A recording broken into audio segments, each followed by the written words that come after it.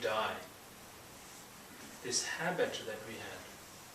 Say for example, somebody did something bad to you a few days ago, and then it's done. It's 3 days ago. Somebody did bad to you. But like, say, 5 years from now, 10 years from now, why that thing that was done 3 years ago come back in your mind?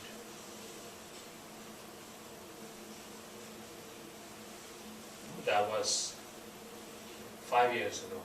Or it could be even 20 years ago that things happened. Why does it come? Because you carry, that's the experience you carry.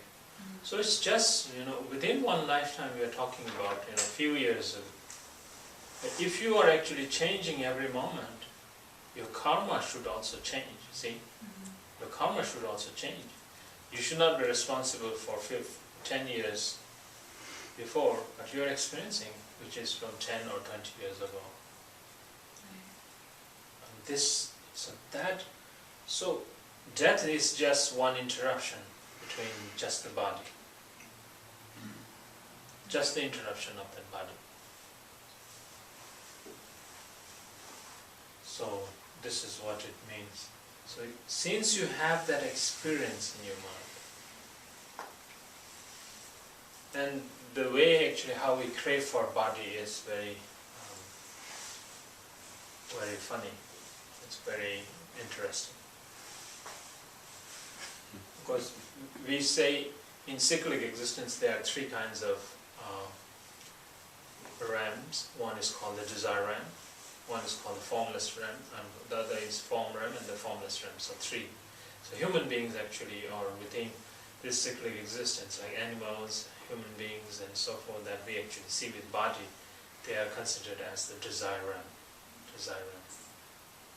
So we want to fulfill our desire more through body. It's not, we have desire in our mind, but we want to experience that desire through our body, don't we? It's not just, we have, when we like somebody or when we like something, our desire does not stop at that point. Our desire wants to go further to fulfill that desire in a much, like in a physical level, yeah? So that is called desire. So desire expressed much in a physical form. And that's our karma, that we want to actually experience something through our form. That's why we want form, we want body,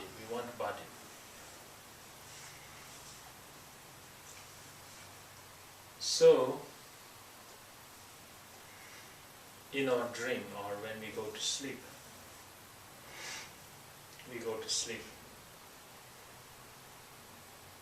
this cup, when I sleep, even if somebody brought this cup in front of my eyes, when I'm sleeping, I won't see this cup. My eye's there. My eye's still there. This cup is still here. But I don't see. Why? Because my eye consciousness is not there.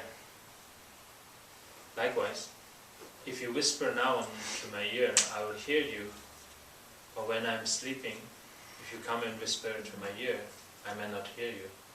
My ear is there, your whisper is there. Likewise. Like this incense might blow in front of a minute.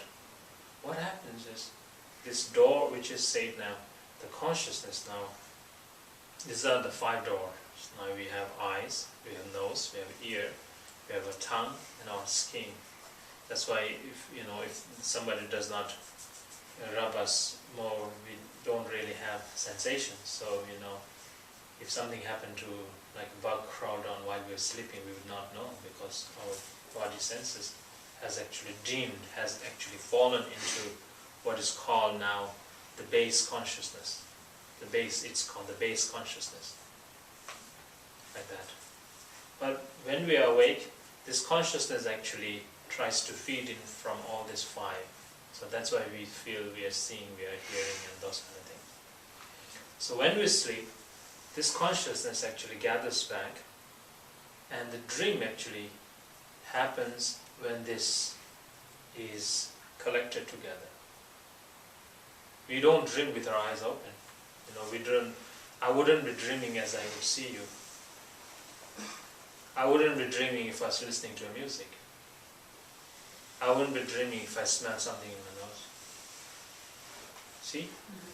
So the dream state is happening when this consciousness are all kind of, maybe they are not completely settled into the basis, but somewhere in the heart.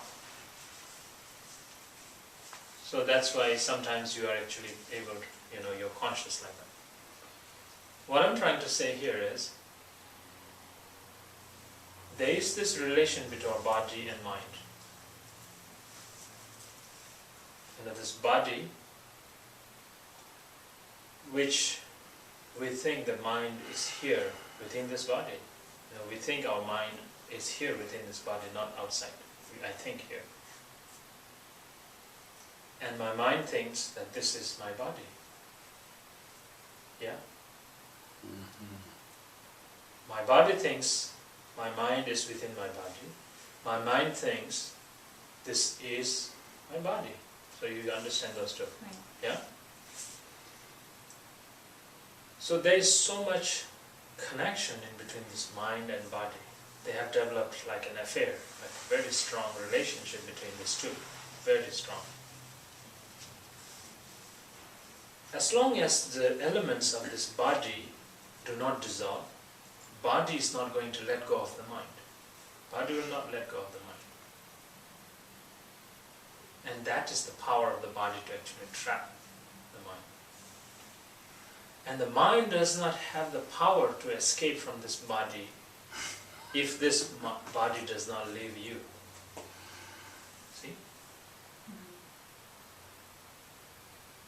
On the other hand, you cannot really say a mind apart from your body. But yet, you function in such a way, like when you're dreaming, where did your mind go? You are actually seeing things. You visit another country, you visit your friend, you visit another state.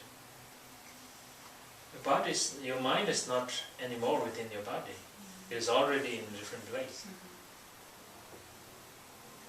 If the mind had power, if your mind had power to leave your body, you would happily leave at that point.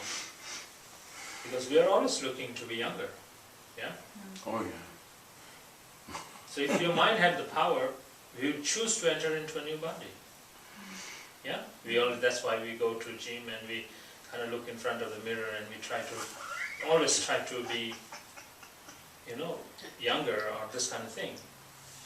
If that's the case, if the mind has power, just like the mind escaping to the dream time should enter another body. But no, the body does not, or the mind does not have the power, or the body does not let the mind do that. See? There's so much close relationship in between this.